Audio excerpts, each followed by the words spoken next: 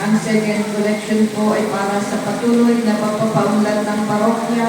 at pambansang dambana ni Santo Padre Pio at para sa mga pangangailangan ng matatanda at may sakit na mga pari ng Archdiocese ng Lipa.